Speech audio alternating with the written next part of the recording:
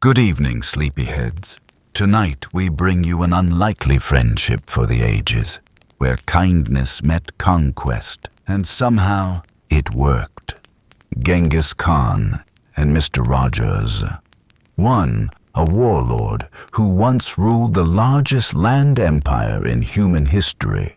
The other, a soft-spoken television neighbor in a red cardigan. It sounds impossible, but somehow, through a swirl of cosmic nonsense and cardigan-level compassion, they meet. What follows includes horseback rides through quiet suburbs, juice-box diplomacy, gentle talks about fear and forgiveness, and at least one horse who never quite understood any of it. Before we begin, if you truly enjoy these stories, hitting like and subscribe helps me keep making them and hopefully helps you keep drifting off. Let me know the time and place you're listening from tonight. I'm always amazed by the places people tune in from. Now get comfortable, take a slow breath in and let it out. Because once this story begins, chances are you'll be asleep before it ends. The Warlord and the Welcome Mat. It was a peaceful morning on Beechwood Avenue. The sun had just begun to filter through the trees and dappled patches, and the air smelled faintly of grass clippings and distant toast. A sprinkler clicked rhythmically in one yard. A golden retriever barked twice, just to remind the neighborhood he still had opinions. It was the kind of street where you could hear a screen door sigh open and no coffee was brewing. So no one quite knew what to make of the man in armor. He stood at the end of the cul-de-sac, perfectly still, like a misplaced statue. Leather boots streaked with dry mud.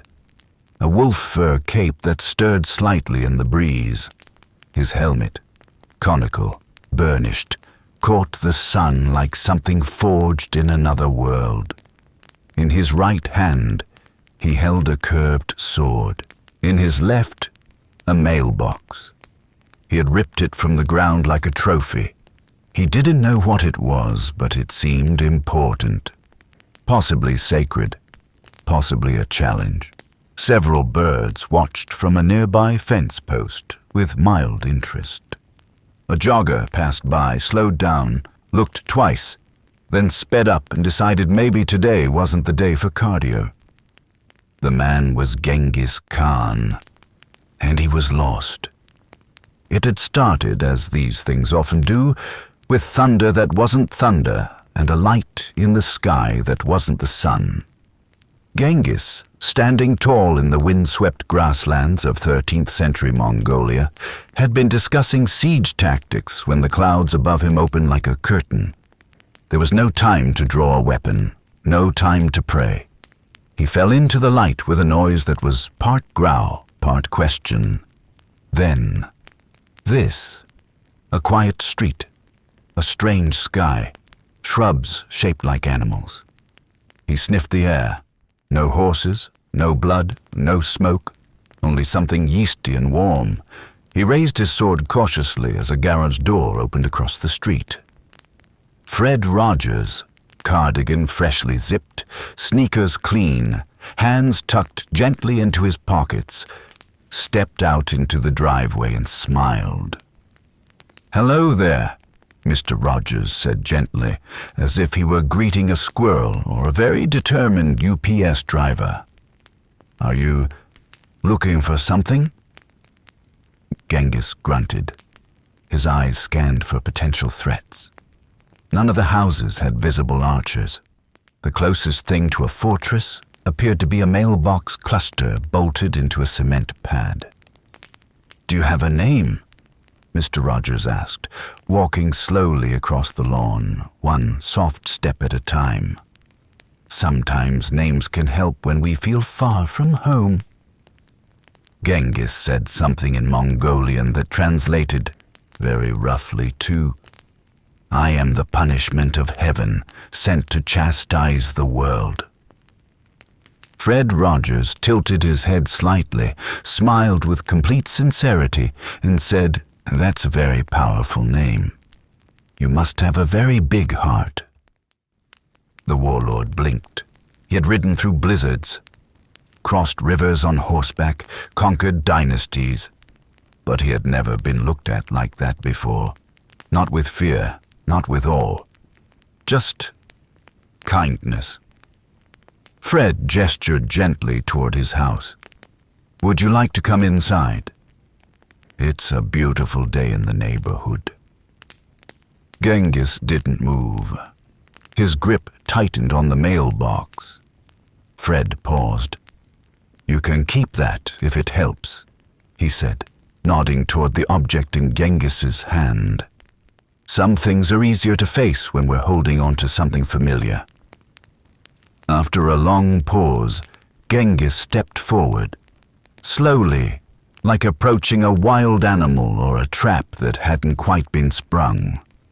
The mailbox came with him, trailing a clump of dirt and a piece of grass still clinging to its pole. Inside the house, the air was warm and smelled of cinnamon and dust jackets. Books lined the shelves like quiet sentries. A trolley track ran along the edge of the living room. Genghis looked around the room with the wary curiosity of a man used to checking for boiling oil.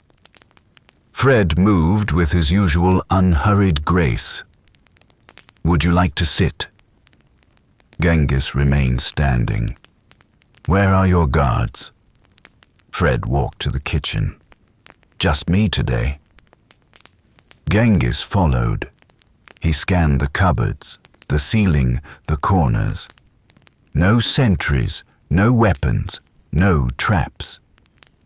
"Nope," Fred said, pouring tea. "Just chamomile."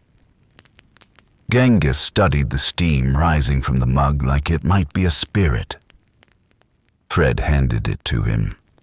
"It's calming, helps with long journeys." Genghis sniffed it, sipped, frowned. "Tastes like surrender." Fred chuckled. "Sometimes surrender is how we find peace." Genghis sat. The chair creaked under his weight. His armor scratched against the cushion. He looked around the table, taking stock. Placemats, a bowl of fruit, a framed photograph of Fred with a goldfish. He set the mailbox carefully on the floor beside him, like a ceremonial spear. They sat for a moment in quiet. Outside, a lawnmower buzzed faintly in the distance.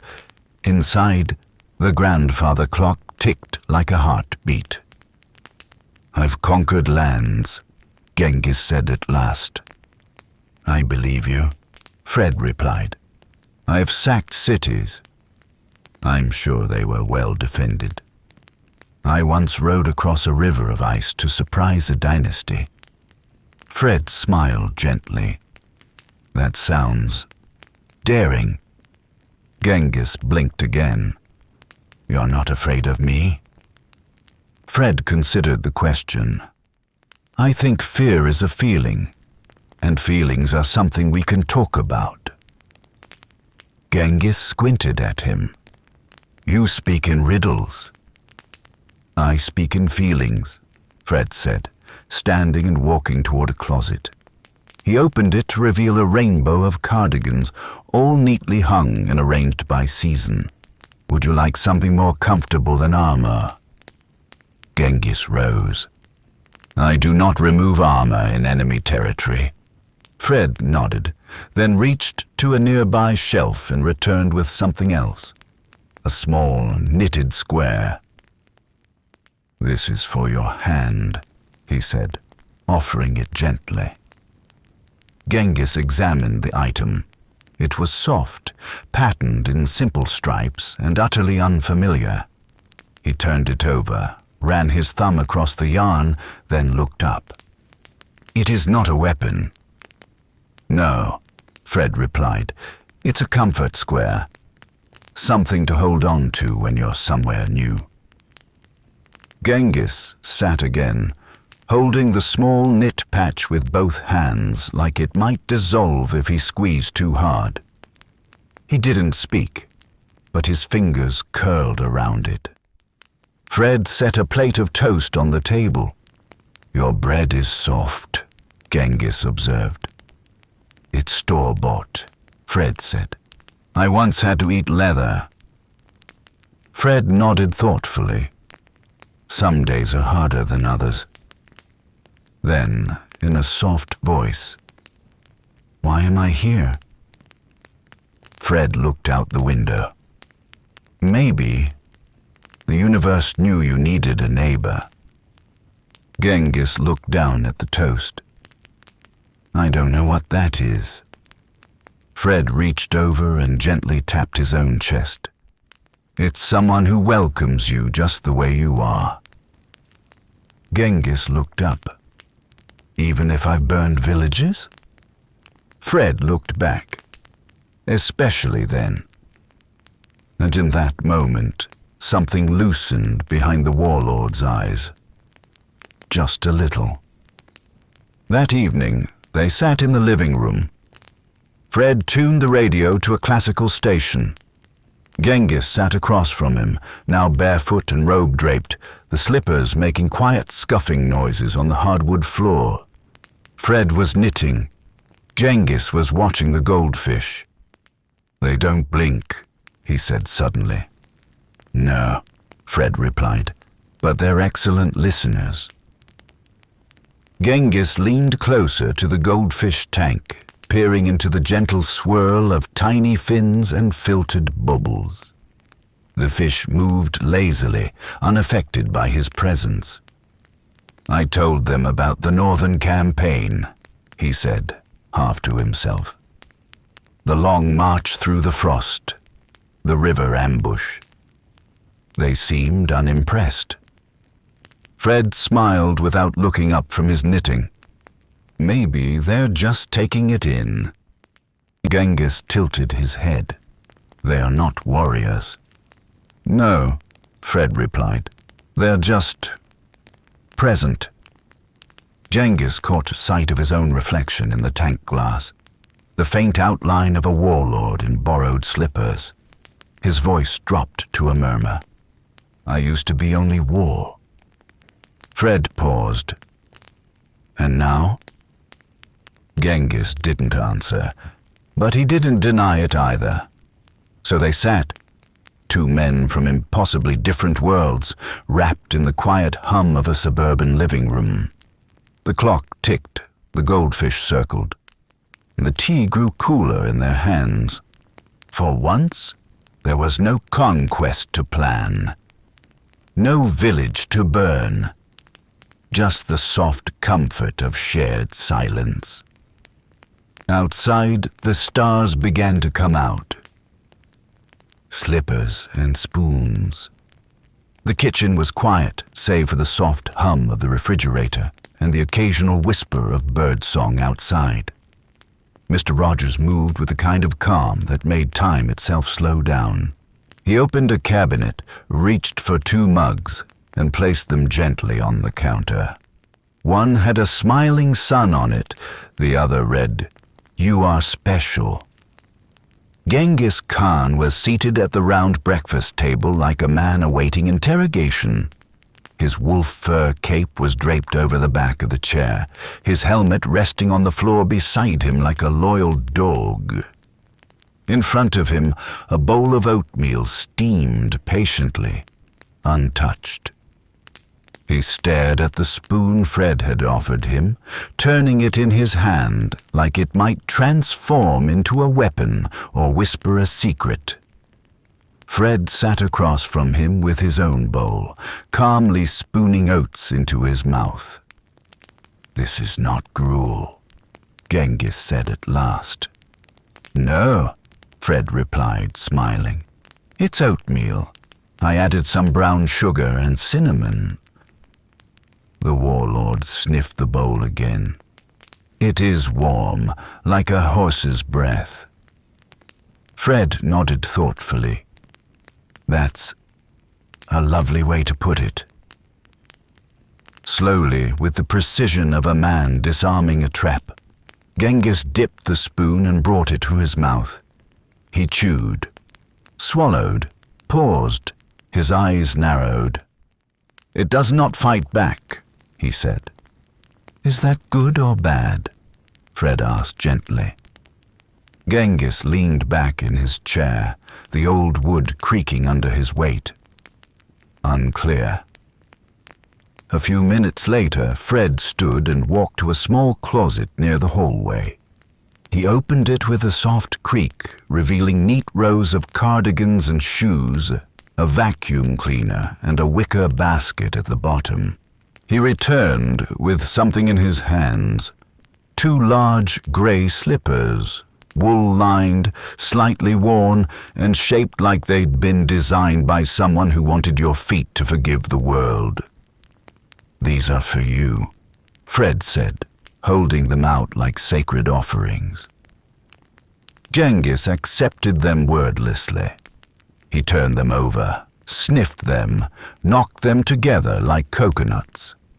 Finally, he slipped off his boots and eased his calloused feet into the slippers. He didn't say anything for a long time. Fred went back to the table, sipping tea, reading a book about tree frogs. He didn't push. He didn't prod. He just waited. Finally, Genghis looked up. My feet are confused, he said. Fred smiled. That's okay. They'll adjust. They sat like that for a while. A warlord and a cardigan neighbor, both wearing slippers, both quietly sipping tea. Outside, a school bus passed. A dog barked again. Somewhere down the street, a child laughed. Genghis rose and wandered into the living room. He moved like a bear, trying not to creak the floorboards. The fish tank in the corner caught his eye. He stood in front of it, arms crossed, studying the small, shimmering creatures inside. Fred joined him. These are my goldfish. That one's Henrietta. The orange one is Peach, and the one hiding in the cave is Greg. Genghis narrowed his eyes. They are quiet. They listen well, Fred said. They are spies, Genghis muttered. Fred chuckled. You're welcome to feed them. Genghis took the small container of flakes like it was a vial of powdered danger. He sprinkled it over the tank with the grace of a priest blessing the dead. The fish rose eagerly. They do not fight over food, he noted. They share, Fred replied. The warlord looked skeptical. Then came the doorbell. Genghis tensed instantly, his hand twitching toward his belt, though Fred had gently suggested he leave most of his weaponry in the umbrella stand by the door. Fred placed a calming hand on his arm. It's just a package. Probably books or socks. He walked to the front door, opened it, and greeted the delivery person with his usual warmth. Genghis peeked from the hallway like a sentry guarding a sacred temple. The package was signed for. The world had not ended. Fred set the box on the kitchen counter and turned. Would you like to help me open it? Genghis stepped forward, still in slippers, still wary. Fred handed him a small letter opener, nothing too threatening. The warlord sliced the tape with elegant precision, lifted the flaps, and peered inside. He frowned. Foam worms. Fred laughed. Packing peanuts. They keep things from breaking. Genghis reached in, withdrew the item, an instructional DVD on mindfulness, and turned it over in his hands. This teaches warriors to breathe slowly. Fred nodded. More or less. Genghis set the DVD down with great reverence.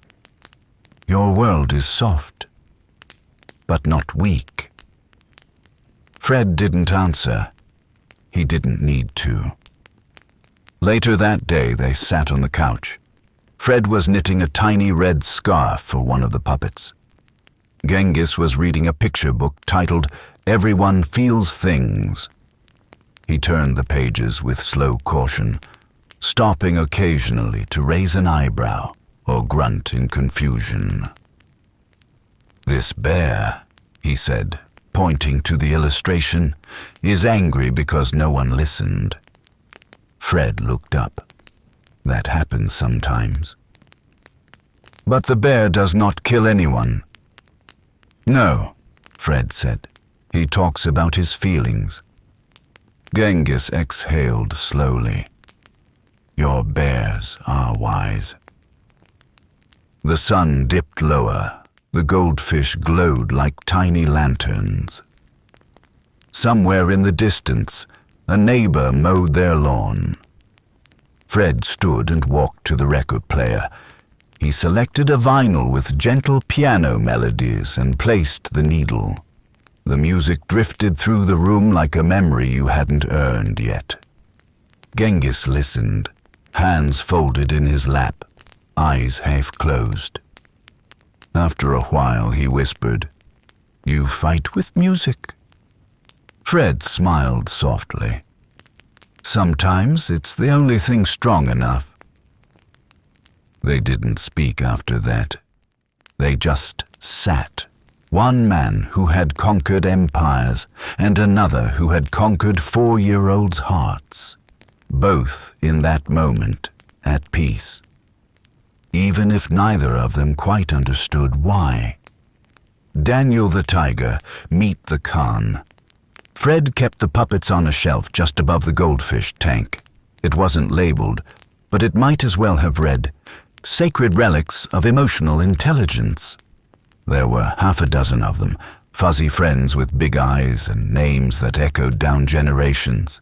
King Friday the 13th, Henrietta Pussycat, X the Owl, and of course, Daniel Tiger. Fred pulled one down gently. Daniel, his favorite.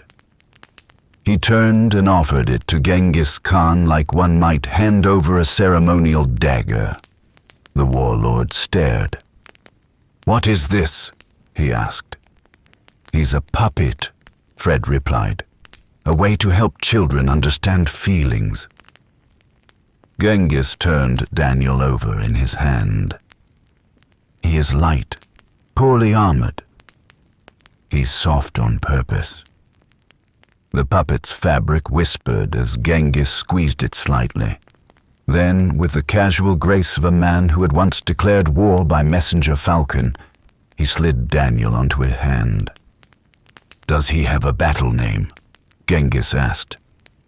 "Well, he's Daniel Tiger," Fred said, "but you're welcome to rename him." Genghis's voice dropped into something deeper, graver. "Then I name him Khan Daniel. He speaks for me now." Fred didn't laugh. He simply nodded with respect. "I think he'll do a fine job." The puppet turned. Genghis flexed his hand, making the little tiger raise an arm. "Today," Khan Daniel said, "we conquer fear with kindness." Fred clapped gently. "That's a beautiful lesson." Genghis nodded solemnly, still speaking through the puppet. "And afterward, we eat crackers." It became a tradition. Every morning after tea, while the oatmeal cooled and the slippers warmed, Genghis and Fred would sit by the goldfish tank and take turns voicing the puppets. Genghis found a particular affinity for Lady Elaine, whose chaotic energy reminded him of a Mongol general he once trusted with 3 provinces and a yak farm. "She defies all structure," Genghis said with admiration. "She has no fear." Fred smiled. "She's a little misunderstood." The puppet episodes weren't scripted. They simply happened. Once, Genghis used King Friday to declare martial law over the kitchen. Another time, Daniel gave a monologue on dental hygiene so stirring it nearly moved Fred to tears. Fred never judged. He just listened, reacted with a nod, offered a warm, "That was brave," or "I like how you handled that." But not every moment was peaceful. One morning, while Fred was folding laundry, Genghis discovered the vacuum cleaner. It was standing quietly in the hall closet, like an upright beast waiting to be roused. He dragged it out with suspicion, studying its plastic hide and coiled cord. He pressed a button, and the machine roared to life. Within seconds, Genghis had drawn the wooden back scratcher Fred kept near the armchair and was engaging the vacuum in what he later called an honorable duel. Fred rounded the corner to find his guest swinging wildly, the vacuum zigzagging across the carpet in confused rebellion. The back scratcher broke. The vacuum's hose sucked in the curtain hem. "Is it slain?" Genghis panted when the switch was finally flipped off. Fred surveyed the damage. "Temporarily." After a quiet moment, Fred opened a cabinet and handed Genghis a granola bar. They sat on the couch, both a little breathless. "You were very brave," Fred said gently. Genghis unwrapped the bar like it might bite him. It roared without breath. "That's kinda what vacuums do." "I would like to rename it," Genghis said. "Its spirit is wild. It shall be known as Suction Beast." Fred nodded. "A fitting title." Another time, Fred brought out an old photo album. Inside were faded pictures of his own childhood. Freddie Rogers in high socks and summer shorts, holding ice cream, petting a dog, posing beside a toy trolley. "This was before the show," Fred said, flipping a page. "Back when I was just someone's little boy." Genghis leaned in. "You had a face like a cloud. Gentle, but unpredictable." Fred laughed. "I'll take that as a compliment." He flipped another page. This one had a photo of Fred's parents. A picnic. Laughter caught mid-bite. "Are they still here?" Genghis asked. Fred shook his head. "Number, but they taught me many things that still are." Genghis sat quietly for a moment. "My father was poisoned when I was 9. Fred didn't flinch. "That must have been hard. I was captured soon after. Escaped, hid in hills." Genghis's voice was steady, like reciting a campfire tale. "I once lived on roots and horse milk for a month." Fred closed the album. "You've survived much." Genghis looked at the goldfish tank. "But survival is not peace." "No," Fred said, "but it's the start of it." That afternoon, they sat outside on the porch. Fred wore his favorite cardigan. Genghis had draped a towel over his shoulders like a makeshift cloak. The sun filtered through maple leaves, and the smell of fresh-cut grass hung in the air. A neighbor waved from across the street. Genghis raised a mug in return. "I have not raised a single village since I arrived," he said proudly. Fred chuckled. "That's called progress." Genghis sipped his tea. "It is chamomile, the flavor of surrender." They watched the street in silence for a few moments. Then Genghis asked, "Will I return to my time?" Fred didn't answer immediately. Instead, he looked up at the sky. "I don't know," he said at last. "But maybe time isn't the only thing that matters." Genghis considered that. Then what does? Fred smiled gently. What we do with it. And that too became a ritual, asking unanswerable questions under the lazy sway of wind chimes.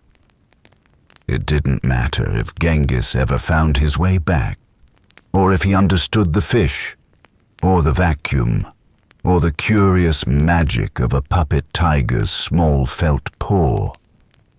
What mattered was that in one quiet neighborhood, for one impossible season, the world's most fearsome conqueror was learning to say please, to wear soft slippers, and to ask himself why silence sometimes felt safer than shouting. He was still Genghis Khan, but he was becoming something else too. Trolley trouble and toothbrushes. The morning began with a lesson in oral hygiene. Fred Rogers stood beside Genghis Khan in the bathroom, both of them facing the mirror like weary comrades before battle. Fred wore a peaceful smile. Genghis held the toothbrush like it was a training dagger. "This," Fred said gently, "is a toothbrush." Genghis turned it over in his hand. It was suspiciously lightweight. No blade, no grip for two hands. It's poorly constructed. "It's not for battle," Fred explained. "It's for your teeth." Genghis scowled at his reflection. "I have chewed bark and bone for decades. My teeth are strong. They can still be clean." With slow, deliberate movements, Fred brushed his own teeth. Soft, circular strokes, calm as clouds. Genghis watched. Then, gripping his brush like a sword, he attacked his molars with ferocity. Foam exploded.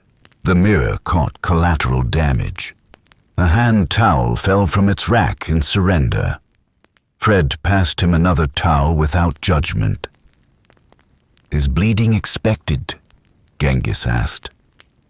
"Only at first," Fred said. "Then it gets better." Genghis grinned, showing sudsy teeth. "Then I'm making excellent progress." That afternoon, Fred had a taping at the PBS studio. Genghis insisted on joining. "I must see the battlefield where you rule," he said. Fred chuckled. "It's not quite a battlefield." Still, Genghis dressed with care, slippers, tunic, and despite Fred's polite discouragement, his ceremonial belt with a sheathed blade. "I go nowhere unarmed," he said, "even if the enemy is invisible." They arrived at the studio, where a crew member immediately spilled coffee at the sight of the towering warlord beside Fred. Fred gave a gentle wave. "It's all right. He's not in SAG-AFTRA. He's visiting." The assistant director leaned close. "Fred, who is this?" "This is Genghis," Fred replied warmly. "My friend from another time." The AD blinked. "Cool." The set was lit like a child's dream, a small brick house with a porch swing, cardboard trees, and of course, the red neighborhood trolley track. Genghis's eyes narrowed. "It has no horses," he said. "Nope," Fred replied. "It runs on electricity." Genghis crouched by the track, tapped it. "It hums." He glanced up at a blinking red light on a camera. "What is that?" Fred looked at the lens. "That's the camera. It helps us see in a different way." Genghis scowled. "It watches me?" Fred nodded gently. "It watches us. For the children." Genghis straightened. "So they send their smallest warriors to observe?" "Well, to learn." He circled the trolley once, touched its roof. "Is this your steed?" Fred laughed. "It's more like a guide." Then Fred went behind the curtain to get his shoes changed. When he returned, Genghis was seated in the middle of the set, puppet Daniel Tiger on his hand, delivering a stirring monologue to a completely silent crew. "I am Khan Daniel," he bellowed, "and today I face the kingdom of uncertainty. I demand answers and apple slices." A boom mic quivered. In the control room, someone whispered, "Keep rolling. Whatever this is, it's gold." Fred stepped calmly into frame. And today, we're learning about boundaries. They filmed a short segment on sharing. Genghis was confused but cooperative. In one shot, Fred offered him a small cup of juice. Genghis held it up like a ceremonial chalice. "I accept this offering in peace." Later, in the editing bay, Fred showed Genghis the raw footage. Dozens of screens glowed with soft loops, Fred tying shoes, waving, opening doors, feeding fish. Genghis leaned forward.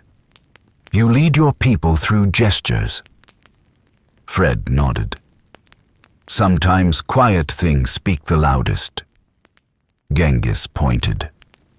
"You rule them with cardigans." Fred smiled. "They're comfortable." There was silence as Genghis watched a loop of Fred singing the song about being special. He asked softly, "You have no army?" Fred paused. "No army, just friends." Genghis nodded. "You're more dangerous than I thought." That evening, back at the house, Fred brewed chamomile. Genghis sat on the porch beside him, Daniel puppet still on one hand, blade on his hip. "The camera. It sees everything?" Genghis asked. Fred sipped his tea. "Only what you let it." Genghis raised his mug. Then today, it saw peace. Fred clinked mugs with him. "And I," Genghis added with surprising gentleness, "saw a kind of power I had never known. Lights, camera, conquest." The morning began with toast. Thick slices, barely buttered, precisely jammed. Raspberry, Fred's favorite. He worked slowly, carefully, like each stroke of the knife was part of a larger peace treaty. Across the table, Genghis Khan watched him with the same suspicion he'd once reserved for rival Khans. "I have to film an episode today," Fred said casually, as if announcing a trip to the post office. "You're welcome to come along." Genghis blinked. His mustache twitched. "Is this a trial?" Fred smiled softly. No, it's a television show for children." The warlord tilted his head. "We put children on trial." "No," Fred said quickly, gently, buttering with more intent. "We help them grow, understand things, feel safe." Genghis chewed this over. "Is there a sword demonstration?" "Not exactly." Fred sipped his tea. "But there is a trolley." That sealed it. They drove in Fred's modest sedan, the kind that looked like it might apologize if it cut someone off. Genghis sat stiffly in the passenger seat, gripping the handle above the door as if the car might lurch into battle at any moment. He wore his usual tunic, a belt of non-weapons securely fastened at the waist, though it still jingled faintly with what might have once been a flail. His slippers, reluctantly accepted that morning, tapped nervously against the floor mat. Fred drove calmly, humming to the radio. "You trust this chariot?" Genghis muttered, eyes darting to a passing garbage truck. "Even though it has no horses." Fred glanced over. It's reliable, and we have seatbelts. Genghis nodded slowly. Like armor, for your ribs. When they pulled up to the PBS studio, Genghis exited the vehicle like a conqueror landing in a new province. The building itself was unassuming. Low brick walls, a faded awning, and a weathered sign that read, Public Broadcasting Service. But inside, the air buzzed with purpose. Wires crisscrossed the floor, lights dangled like fruit from mechanical trees. Voices murmured urgently into headsets. Genghis narrowed his eyes. A war council. More like a family of storytellers, Fred said, handing him a name badge that read, Visitor Genghis. Genghis turned it over. A sigil? A welcome, Fred said. Inside, the studio unfolded like a miniature kingdom. There were painted backdrops, soundproof curtains, puppet stages, and the unmistakable track of the neighborhood trolley. Fred moved through it like a gardener in his own greenhouse, soft-footed, nodding to each crew member by name. Genghis followed close behind, his gaze flicking to every shadow, every blinking red camera light. A young assistant producer in a hoodie nearly dropped his clipboard at the sight of Genghis's wolf fur cape. Fred waved. This is my friend. He's shadowing me today. The producer stammered. Is he armed? Spiritually, Fred replied. The wardrobe corner was lined with cardigans, every shade. Genghis paused before them, brow furrowed. Do these grant rank? Fred chuckled. Not rank. Comfort. He selected his usual red sweater and began to change. There was something ceremonial about it. The shoes, too, swapped for indoor sneakers with quiet reverence. Genghis watched this preparation with interest. So, you're not a priest?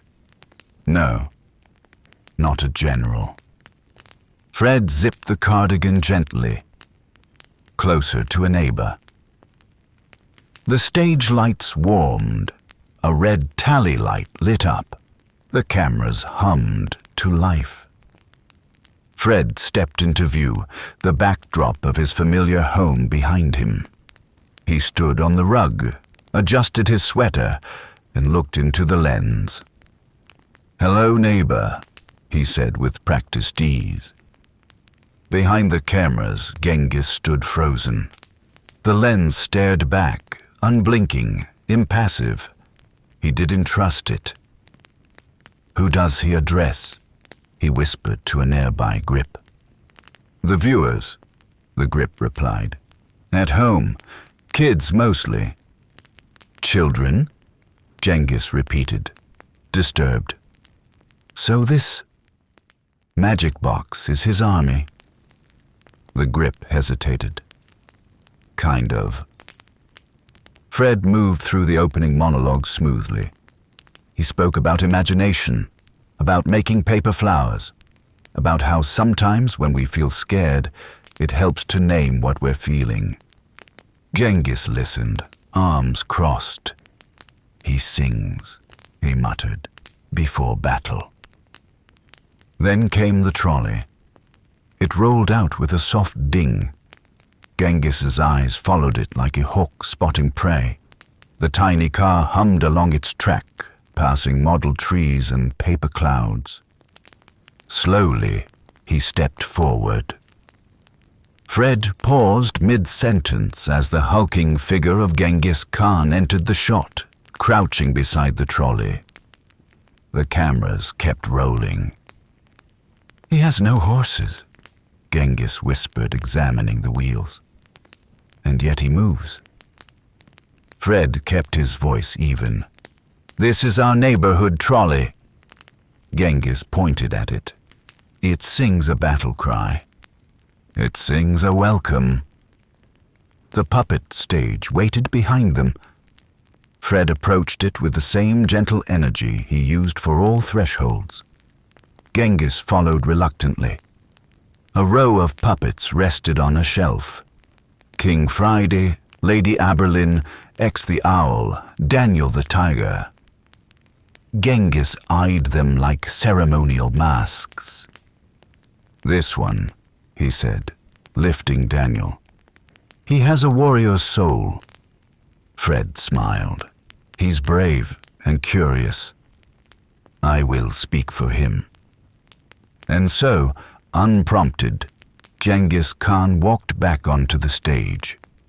He faced the camera, Daniel on one hand, sword still strapped at his side.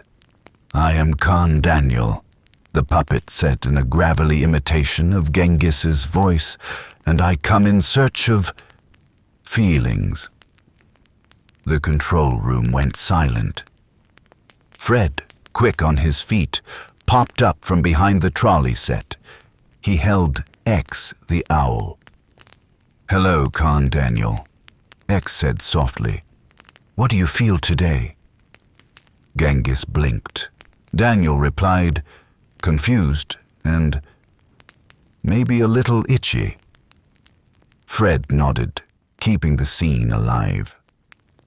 "Itchy's okay. We all have days like that." The crew watched, stunned, as a medieval warlord and a cardigan host improvised a puppet sketch about emotional literacy. Later in the editing bay, Fred showed Genghis the monitor wall. Footage looped gently. Fred tying his shoes, waving goodbye, pouring juice. "This is how you teach?" Genghis asked. Fred nodded. "No armies, no shouting, just shoes and puppets," Fred said. Genghis leaned closer. "You may be more dangerous than I thought." By evening, the studio had quieted. Most of the crew had gone home. Genghis stood alone on the set, staring at the trolley. Fred approached with a mug of chamomile tea. "I have destroyed cities," Genghis murmured, not turning, "and they feared me." Fred offered the tea. "And you're still learning to be heard." Genghis accepted the cup. He sipped. "This has hints of surrender." Fred smiled. "It's relaxing." They stood in silence. One of them once ruled the largest land empire in history. The other just helped children name their emotions. But in the quiet hum of stage lights and soft carpet, they were equals. The drive home was mostly quiet. Fred turned on the radio. Soft jazz. Genghis didn't protest this time. He tapped one finger against the door handle, keeping time. "This land," Genghis said eventually, "it has no walls."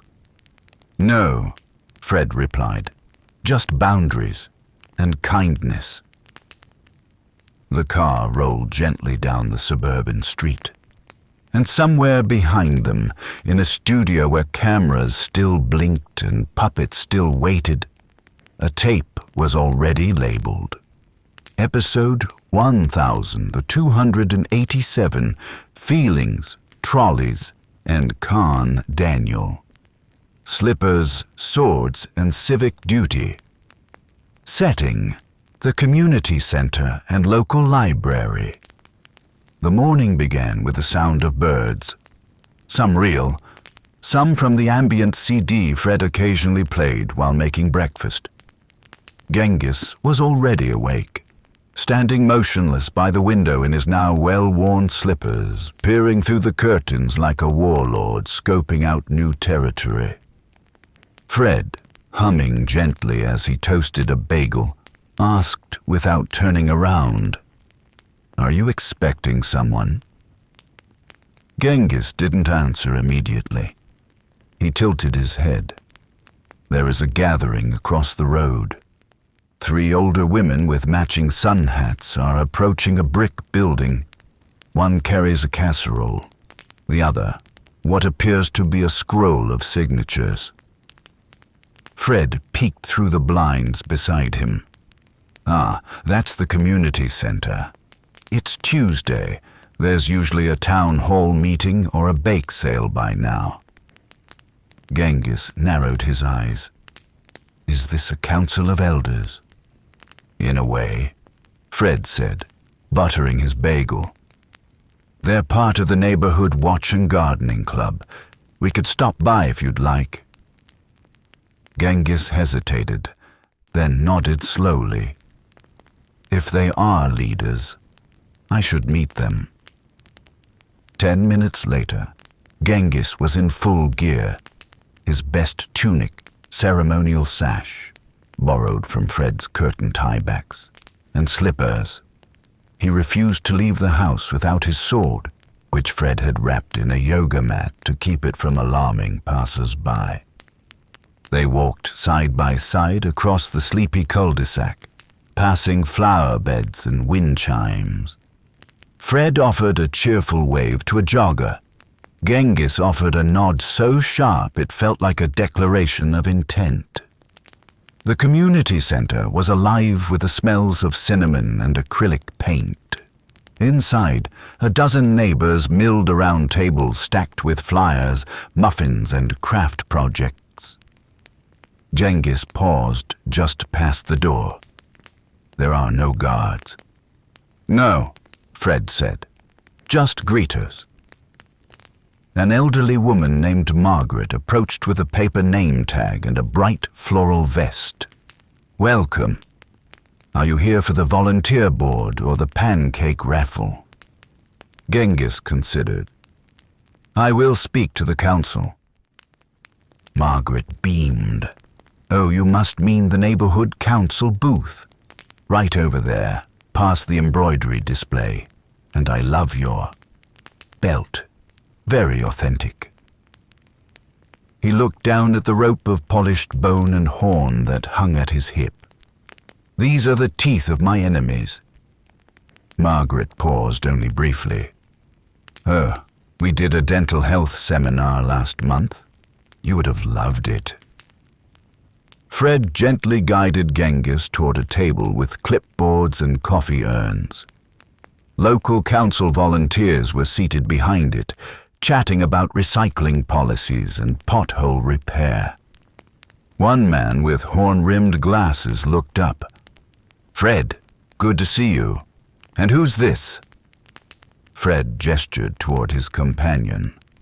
This is Genghis. He's new to the neighborhood. Ah, said the man, scanning Genghis's attire. Period reenactment. No, Fred said calmly. Time displacement. The man blinked. Got it. Well, always room for new voices at our meetings.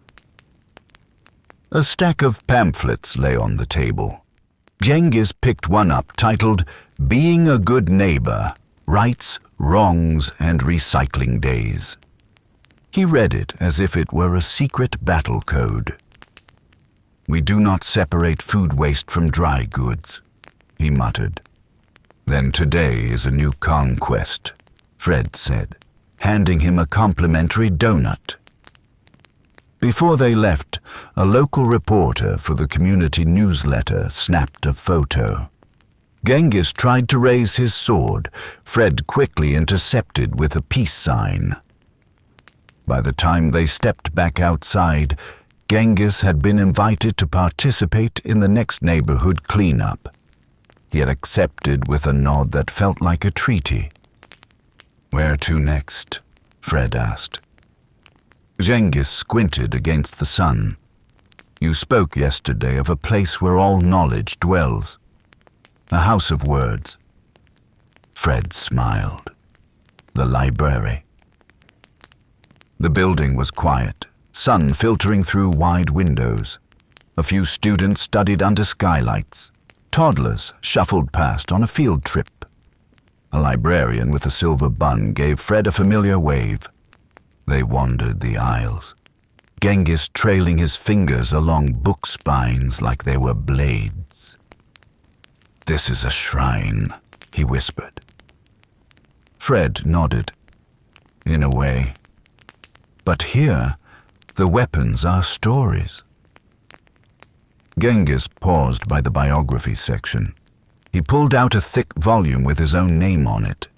His face stared back at him on the cover, helmeted, grim, rendered in deep shadow. "This is me," he said.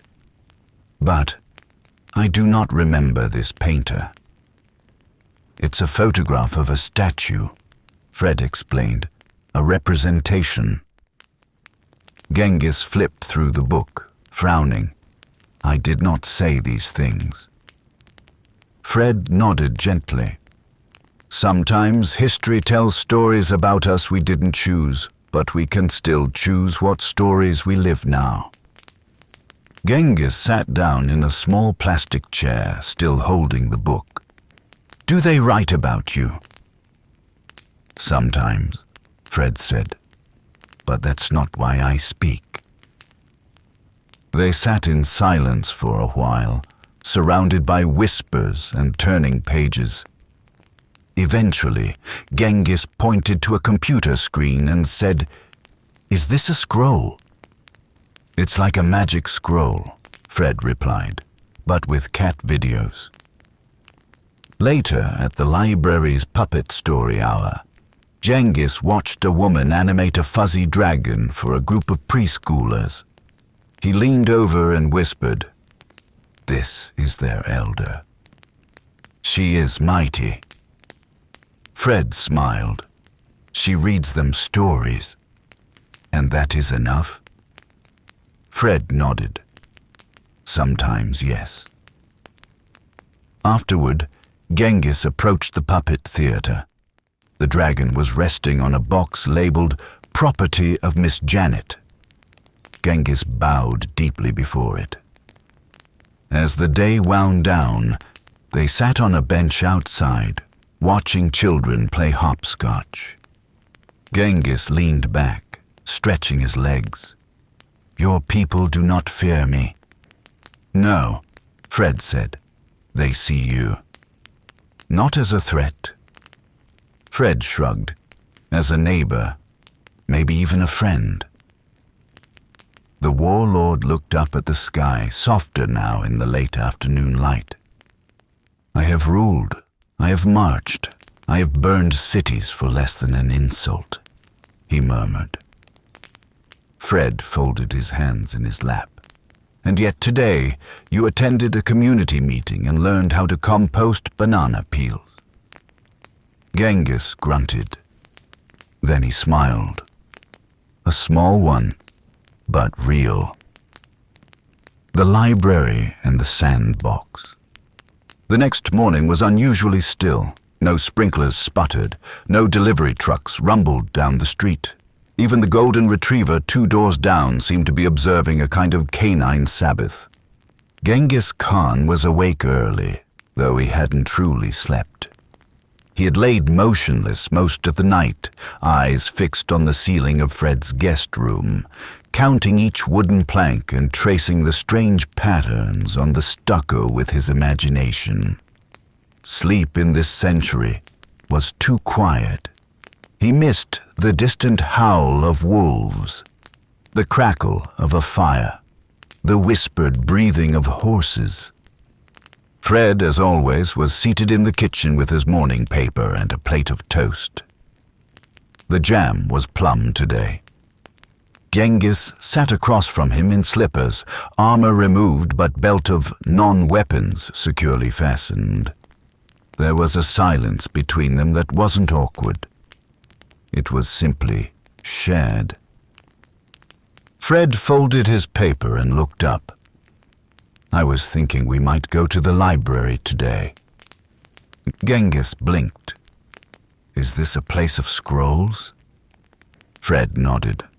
"Books, thousands of them, stories, ideas, whole worlds waiting quietly on shelves. Genghis considered this. Do they permit swords? Fred took a bite of toast. Only metaphorical ones. They drove in silence. Fred's sedan hummed along sleepy roads until they pulled up to a modest brick building with a hand-painted sign. Beechwood Public Library. A mural of storybook characters covered one side. Genghis paused at the sight of a grinning cat painted into the brick. It is trapped, he observed. It's just art, Fred said. Then it is dangerous. Inside, the library was cool and smelled faintly of paper, plastic, and lemon floor cleaner. Children darted between shelves. A teenager in earbuds leaned against a beanbag reading a fantasy novel upside down. A librarian with half glasses and infinite patience raised an eyebrow at Genghis's boots, but said nothing.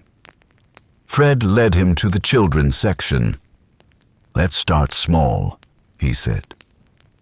Genghis picked up a board book titled Big Red Barn and turned it over carefully, as though expecting it to detonate. He flipped through pages with two thick fingers, eyes narrowing at cartoon animals. The cow smiles, he said. This is suspicious. Fred chuckled. You might prefer non-fiction. They walked through the aisles, passing biographies, history, even cookbooks. Genghis stopped at a shelf marked Myths and Legends. He ran a finger along the spines. These names, Achilles, Gilgamesh, Sun Wukong. He paused. I fought some of these men. Fred smiled. Then you'll find the next part interesting. They sat together at a reading table, light slanting through tall windows. Genghis read silently, lips occasionally moving as he puzzled through words. Fred read beside him, the latest copy of Children and Media Quarterly in hand. Minutes passed, or maybe an hour. Genghis closed the book. They have softened me, he said quietly. Fred looked up. Who? The words. Genghis turned the book toward him. The stories. They bend the heart without breaking the bone. Fred folded his glasses and nodded. Books can do that. They exited the library, not with conquest, but with cards. Genghis now had a laminated library card tucked inside his belt. The sun was higher now, casting warm shadows across the sidewalk. They passed a park. Fred paused. Would you like to stop and play? Genghis looked at him. You wish to train? In a sense, Fred said, pointing to the sandbox. It was mostly empty, save for a toddler in a dinosaur hat and a woman reading a magazine on a nearby bench. Fred stepped onto the sand without ceremony, removed his shoes, and sat cross-legged like it was a tea ceremony. Genghis followed slowly. Fred handed him a small plastic shovel. Genghis examined it like a holy relic. We are digging, he asked. For what? Fred smiled. For joy. So they dug and shaped and built tiny castles in the sand. Genghis used surprising precision, his walls straight and corners reinforced. Fred added a moat and a drawbridge made of popsicle sticks. The toddler waddled over, pointed to a tower Genghis had shaped, and said something unintelligible but approving. Then he smashed it. Genghis stiffened. Fred placed a calming hand on his arm. He's learning, he said softly.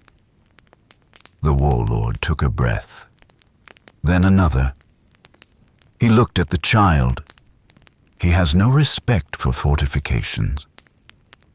Neither did you, Fred said gently.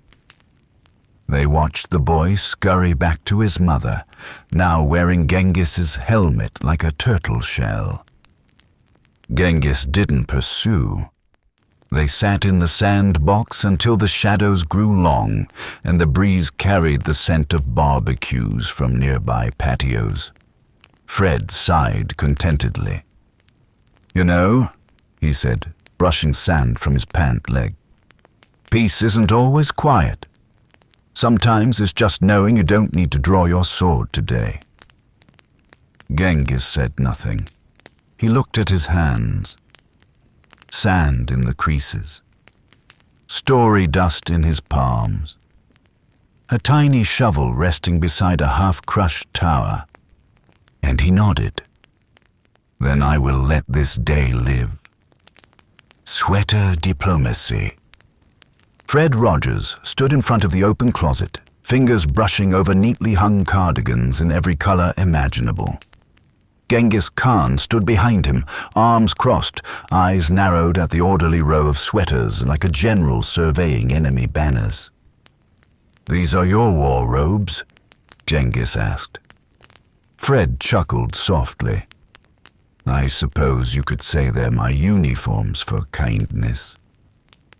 He selected a golden-yellow cardigan and slipped it on with the grace of a ritual.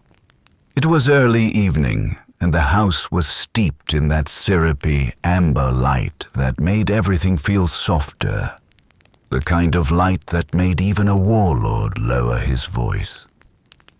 Genghis was still wearing the same cloak he'd arrived in, patched with travel, edged with wear.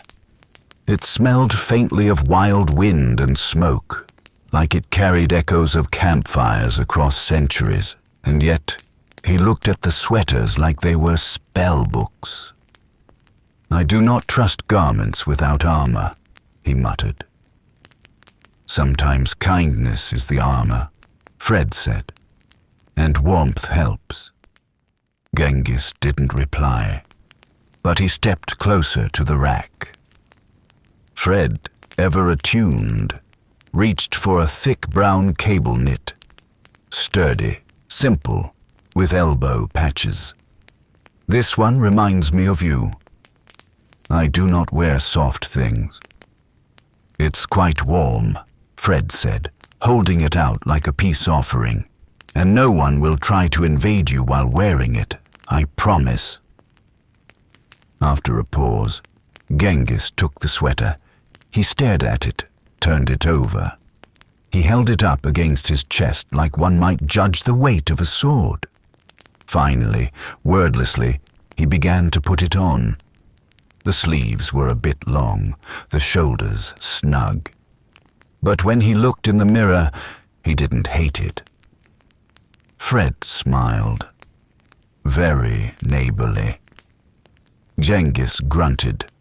"I look like a poet." "Maybe you are one," Fred said, walking toward the kitchen. "In disguise." They made tea. Or rather, Fred made tea while Genghis stared suspiciously at the kettle as it whistled. "It screams," he observed. "It's excited," Fred replied gently, pouring the water. They sat at the kitchen table, a modest oak piece with scratches from years of gentle use. The kind of table where important conversations had taken place. Not with shouts, but with listening. "I once had a council," Genghis said. "We gathered around fire pits, plotted conquests, settled betrayals with blades or blood." Fred stirred his tea. "We have councils too. Ours involve school boards and letters to the editor." Genghis tilted his head. "And if someone offends you?" "We have dialogue, and sometimes muffins." A pause. "I prefer blades," Genghis said. Fred took a sip. "So did I once." That made the warlord blink. "In the Navy," Fred clarified. "Before television, I wore a uniform, saluted, fired rifles. I understand the allure of force. Genghis leaned in. And why did you change? Fred looked out the window for a moment, watching a bird hop along the fence.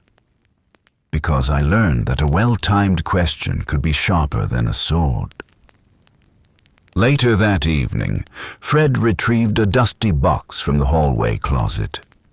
"These," he said, placing it on the coffee table, "are letters.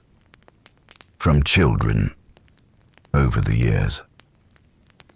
Genghis lifted the lid like it might contain relics. Inside, hundreds of envelopes, crayon drawings, misspelled notes, hearts drawn in clumsy but sincere loops. "They write to you?" he asked, bewildered. "All the time," Fred said. "They tell me about their dreams, their fears, their pets, sometimes their grief." Genghis picked up one, a blue envelope with a glittery sticker of a dolphin. Inside was a note in blocky handwriting. "Dear Mr. Rogers, I'm scared my dog won't come back. He ran away and my mom said he might not, but I feel better when you say it's okay to feel sad." Genghis read it twice. Then again, his brow furrowed. "In my time," he said slowly, "children did not write to warlords. They were trained, tested, hardened." Fred nodded. "They still face trials, but sometimes they just need someone to tell them their feelings matter." Genghis placed the letter back in the box with surprising care. "The child will be a strong chieftain one day." Fred led him to the living room window. Outside, twilight had begun to fall, shadows lengthening across trimmed lawns and plastic flamingos. In one house across the street, lights flickered on, illuminating a father and child setting the table together. "There's a kind of power here too," Fred said softly. "Not the kind that raises empires, but the kind that holds them together." Genghis crossed his arms. "We did not have flamingos." Fred chuckled. "You would have liked them. They're a bit theatrical." They stood in companionable silence. One man a weaver of worlds through television, the other a weaver of bloodlines through conquest. And yet the quiet was mutual, earned. That night they sat on the back porch, a small lamp casting a pool of light around them. Fred played a cassette on a small tape recorder, soft jazz, slow and undemanding. Genghis had removed the cardigan. It lay folded beside him like a truce flag. He was sipping tea again, this time with less suspicion. "Do you miss your time?" Fred asked. The warlord didn't answer immediately. He looked up at the stars. They were simpler and crueler. The world listened when I raised my hand. Now it hums without me. Fred sipped his tea. It still listens, just with different ears. Genghis nodded. "You fight with puppets and patience. And yet, people write to you. They do not fear you, but they follow you." "I don't want followers," Fred said quietly. "I want neighbors." Genghis looked down at his hands, the same hands that had ordered raids, cradled dying friends, and now held a porcelain teacup with a cartoon owl on the side. "Maybe I do too," he said. Just before bed, Fred handed Genghis a notebook. "For your thoughts," he said. "I do not write poems," Genghis muttered. "No pressure," Fred replied. "But if you ever feel something you can't conquer, write it down. Sometimes naming a feeling is half the battle."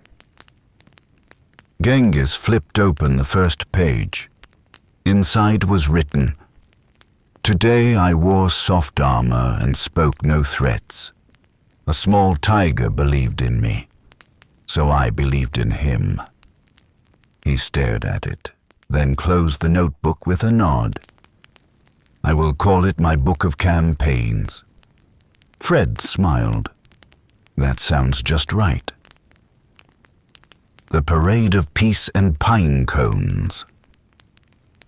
The sign went up 3 weeks after the library incident. "Neighborhood Day Parade, this Saturday." Hand-painted with crooked stars and crookeder lettering, it was hung with duct tape to the community board by the rec center. Fred spotted it first and smiled. Genghis saw it second and frowned. "What is parade?" Genghis asked, tapping the poster like it owed him an explanation. Fred folded his arms softly. "It's a celebration, a walk through the neighborhood. There are streamers, costumes, music." Genghis narrowed his eyes. "And horses?" "Well, no, not usually." "Siege weapons?" "Definitely not."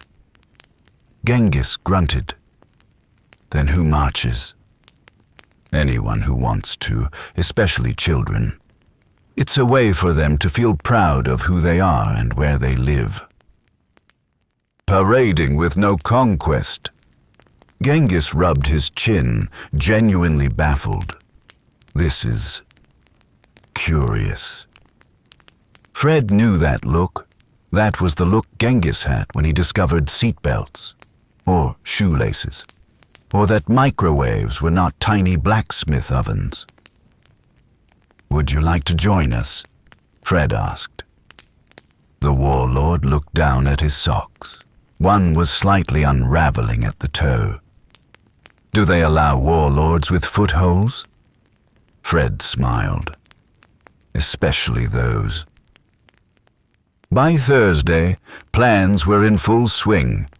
The neighborhood buzzed like a hive of polite arts and crafts bees. Cardboard floats were being painted in driveways. Homemade instruments were tuned to approximate human harmony. Someone built a 12-foot paper-mache goose, which, according to the creator, represented unity, migration, and also because they had leftover beak paint from Halloween. Fred prepared a modest float, a red wagon adorned with sunflowers, and a banner that read, "Kindness Grows." Inside, a stuffed Daniel the Tiger sat beside a basket of pine cones painted gold. "Symbolic," Fred explained. Genghis inspected one of the pine cones suspiciously. "In my land, we use these to smoke meat." "Here," Fred replied with a wink. "We use them to smoke cynicism." It was Genghis's job to carry the banner at the front. He took this role very seriously. He requested a pole fashioned from oak, no birch bends when challenged, and tied the banner himself with knots so elaborate a local Boy Scout fainted just looking at them. On the morning of the parade, Genghis emerged from Fred's house wearing a repurposed marching band sash, 2 gold pine cones strapped to his belt like ceremonial daggers, and a determined squint.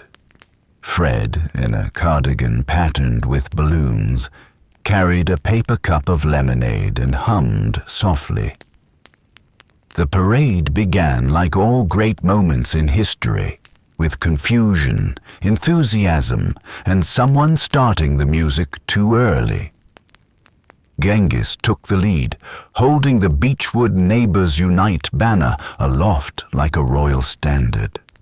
Behind him followed kids on decorated scooters, parents with bubble wands, a dog dressed as a recycling bin, and 2 elderly women dressed as the moon and sun, respectively.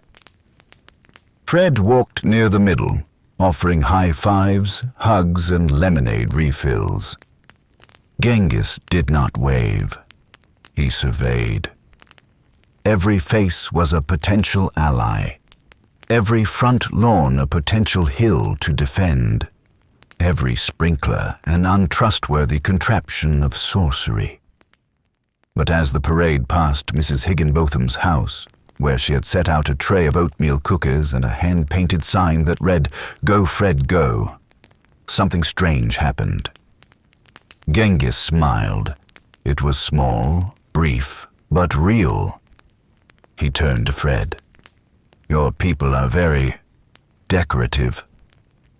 Fred grinned. "They like to be seen. But more than that, they like to be known." Halfway down the block, the parade was halted by a rogue marching band from the next neighborhood over. They had also scheduled a parade. They had brass, uniforms. One kid had a tuba big enough to fit a mid-sized librarian. A woman named Patty, dressed as a mailbox, panicked. "What do we do? This is a parade off." Fred approached their leader calmly, a teenager with gelled hair and too much ambition. "We'd be happy to share the route," Fred offered. "There's enough sunshine for everyone." The teen snorted. "This is Cedar Hills territory." Fred blinked. "We thought this was Beechwood."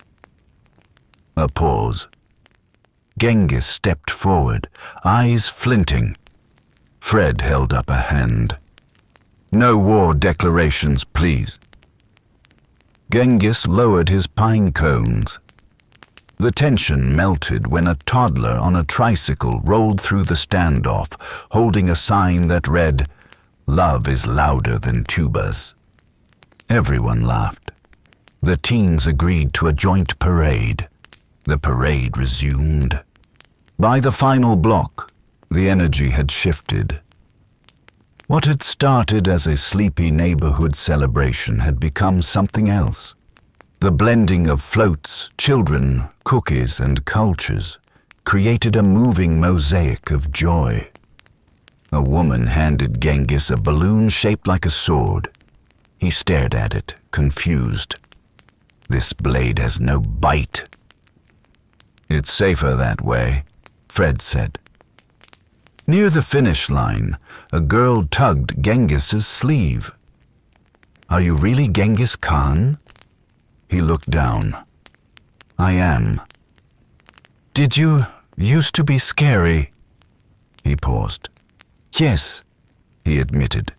"I was very good at being scary." The girl handed him a sticker. It said, "Today I shared." Genghis stuck it on his chest like a medal. The parade ended at the park. Families sat on blankets. Sandwiches were unpacked. Music played softly from a Bluetooth speaker that Fred called the Box of Invisible Minstrels. Genghis stood beneath a cherry tree, hands clasped behind his back. Fred joined him, sipping juice from a thermos. "You did well," Fred said. "I did not shout," Genghis said proudly. "Not even once." "You carried peace?" "I carried cloth," Genghis corrected. "But it had peaceful words." "That's a start." They watched the clouds roll slowly overhead. Somewhere, someone was blowing bubbles. Somewhere else, laughter danced between trees. Genghis exhaled. "This world is very soft." Fred smiled. "It is. But sometimes softness can endure longer than steel." The sun dipped lower. Children napped in laps. Neighbors swapped stories. The marching band teens, now slightly less cool, handed out juice boxes. Genghis sat down on the grass. Fred sat beside him. They said nothing for a long while. And in that silence, with pine cones glinting on his belt and a sticker on his chest, the conqueror of nations rested not as a warlord, but as a neighbor. And somehow it felt like the greatest victory of all. The final broadcast. It began with a whisper, not from a person, but from the living room radio.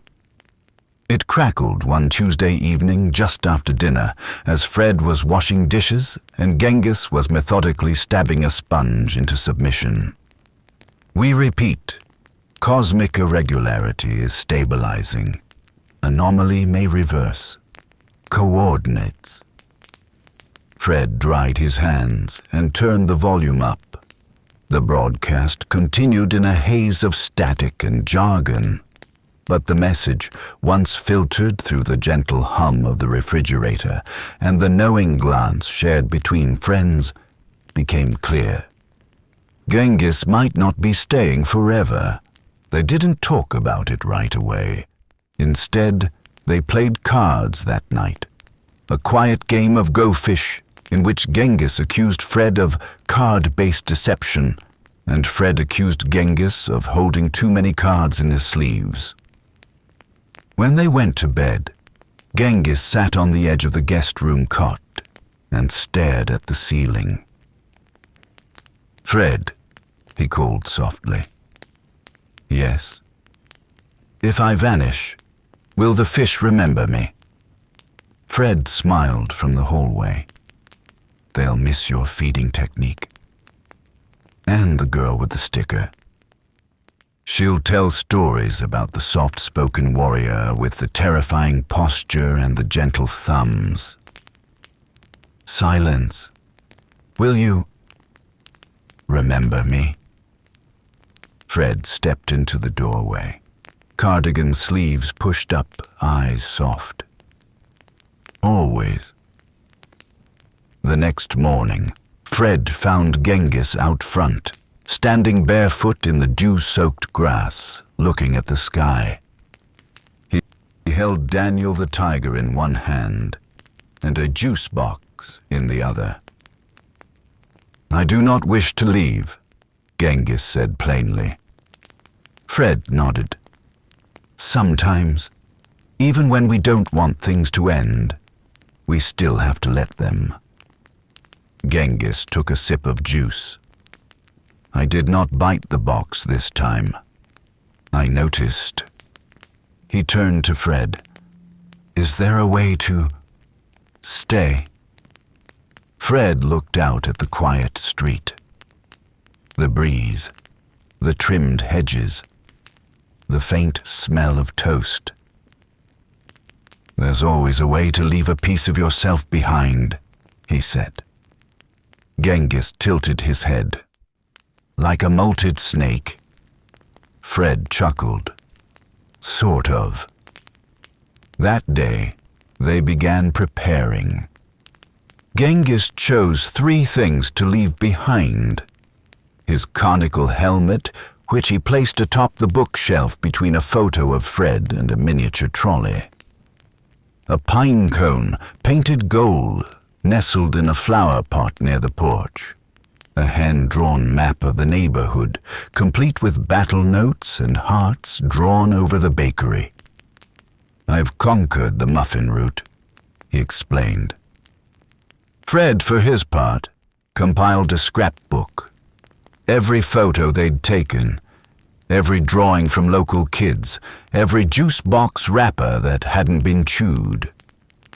"I call it the tale of 2 slippers," Fred said. Genghis blinked. "I only lost one."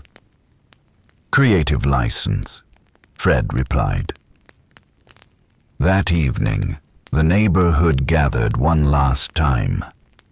It wasn't called a farewell. It was called Evening Under the Stars.